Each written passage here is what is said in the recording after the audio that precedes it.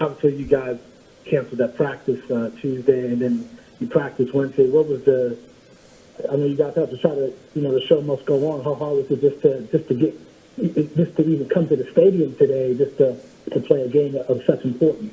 It was definitely an emotional week for everyone. Like I said, Marcus had such a big role in all of our lives, and just, every day he's the one leading the stretch. And so, we're lining up for practice, getting ready to stretch, and you get that reminder that he's not here with us anymore. And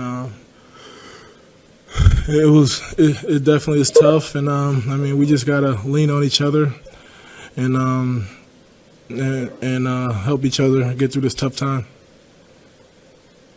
As for the game, how hard is it to get going offensively at times?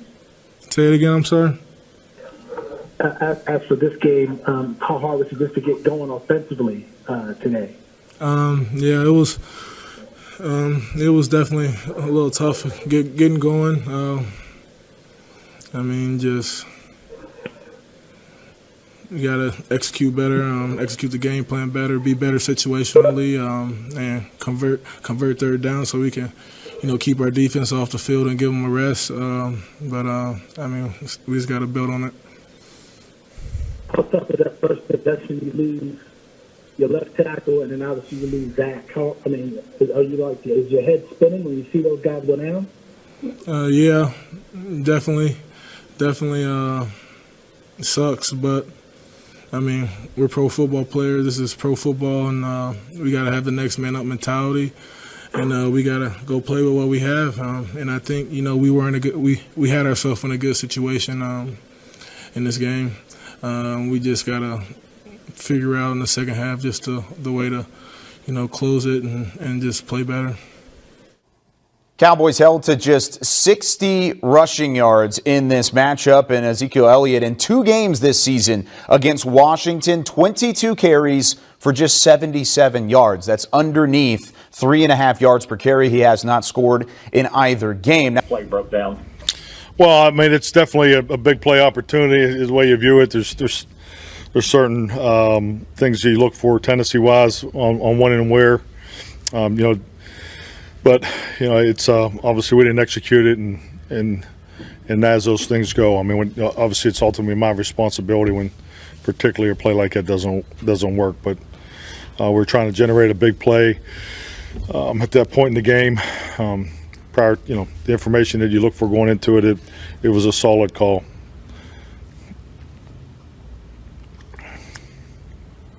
Mike, what is the last couple 24 to 48 hours been like for this team? I think stating the obvious, extremely difficult. Obviously with the passing of Marcus Paul, it was, a lot of heavy hearts, but I can't say enough about our football team, about our players, the way they came out, started the game, and, we had a number of adverse things to deal with throughout the game. We just, we didn't get it going to where we wanted to get it going in the second half, but you find out a lot about people in these times, and I can't tell you how proud I am as this football team. But yes, it's a week that I don't think any of us will ever forget.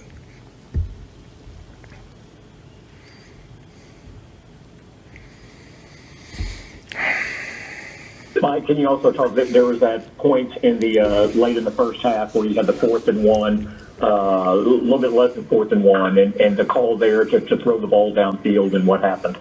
It was a clean matchup. Obviously, had one-on-one on the perimeter, and obviously the result wasn't what we were looking for. I think everybody's seen what happened on the play, but it's those are plays that you look to create opportunities, and it was a good play call, and we had one-on-one on the outside, and we just didn't convert. Plenty of questions surrounding the play calling from Mike McCarthy and his staff following the 41-16 loss. But guys, if we listen to Mike McCarthy there, of course, there's still heavy hearts around this Cowboys franchise. And normally that would maybe lead to a slow start. It wasn't the slow start. It was the way they finished in this game that really set them back. Yeah, and I'm just going to touch on some of the things Coach, referred to. Obviously, we all understand the heavy hearts, and there's no question about that. He was one of my former coaches as well, so I understand that. That's going to weigh on you. But as guys go out there and they do their job, you heard him allude to the fact that they came out the first half and they took care of business. We all agree with that. They did that. They had some adversity that you heard Coach refer to in terms of their injuries at the tackle position. All right, we understand that situation. But now we get into the second half and we're in a competitive ball game. The fake punt, he said, was a solid call. I disagree. That's not a solid call in that situation. You don't allow your team to be in a successful position. The 4th and inches pass, I disagree with that call as well. Yes, you do have one-on-one and you believe that your guy can beat their guy. That's cool, but what's the probability of your quarterback getting the ball and delivering a good ball to a guy who has man-to-man coverage all over him versus giving it back to your guy who's building confidence in the backfield by the name of Ezekiel Elliot? Give him the rock, get 4th and inches, instill confidence in that offensive line that's now playing that you trust them. Yeah, I mean, look, football is a 60-minute game. And, contrary to belief, you usually win that game or lose that game off of a couple plays, 3 or 4 plays. And to me, I have 2 that are just head scratchings right now. I mean, one is that fake punt that you pull on your side of the 50-yard line, which I just don't understand it. And then the 4th and 1, you had a 4th and inches. It wasn't even 1 yard, full yard. It was 4th and inches. I mean, you have one of the best backs in the game in Ezekiel Elliott. He's a power back. He is a horse back there. You paid him $90 million.